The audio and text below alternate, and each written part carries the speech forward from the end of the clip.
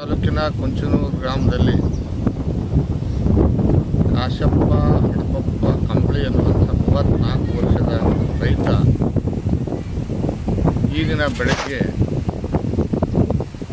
ಆಲಿಮಟ್ಟಿ ಡ್ಯಾಮ್ನಿಂದ ಹೆಚ್ಚುವರಿ ನೀರು ಬಿಟ್ಟಾಗ ಅವನ ಹೊಲದ ದಂಡೆಯ ಮೇಲೆ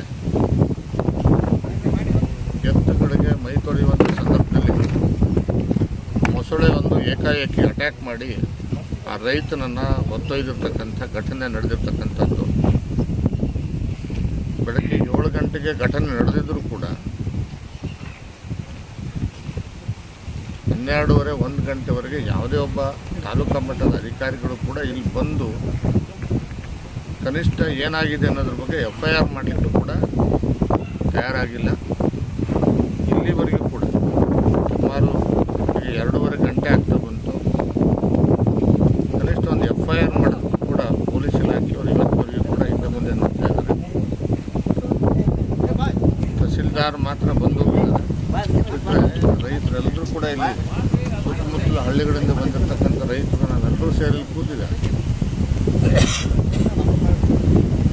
ಎಲ್ಲ ರೈತರದ್ದು ಒಂದೇ ವಿನಂತಿ ಏನೈತಪ್ಪ ಅಂತಂದರೆ ಈ ರೀತಿ ಘಟನೆಗಳು ಪದೇ ಪದೇ ಈ ಭಾಗದಲ್ಲಿ 42 ಹಳ್ಳಿಗಳಲ್ಲಿ ನಡೀತಾ ಇದ್ದಾವೆ. ಫ್ಲಡ್ ಬಂದಂಥ ಸಂದರ್ಭದಲ್ಲಿ ನೀರಿನಲ್ಲಿದ್ದಂಥ ಎಲ್ಲ ಮೊಸಳೆಗಳು ಎದ್ದು ರೈತರ ಹೊಲಗಳಿಗೆ ಊರುಗಳಿಗೆ ನುಗ್ತವೆ.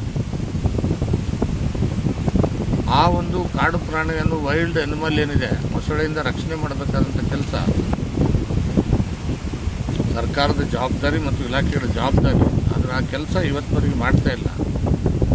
ಕನಿಷ್ಠ ಆ ಕುಟುಂಬಕ್ಕೆ ಸಹಾಯ ಮಾಡಬೇಕಾದ್ರೆ ಅಟ್ಲೀಸ್ಟ್ ಅವ್ರಿಗೆ ನ್ಯಾಯಯುತವಾಗಿ ಸಿಗಬೇಕಾದಂಥ ಪರಿಹಾರ ಸಿಗಬೇಕಾದ್ರೆ FIR ಮಾಡಿ ಅವನು ಹುಡುಕುವಂಥ ಕೆಲಸ ಮಾಡಬೇಕು.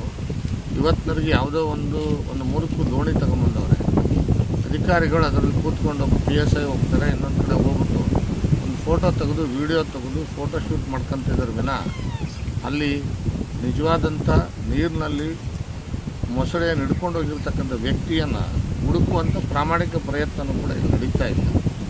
ಅದಕ್ಕೋಸ್ಕರ ರೈತರ ಜೊತೆಗೆ ನಾನು ಇಲ್ಲೇ ಕೂತಿದ್ದೇನೆ.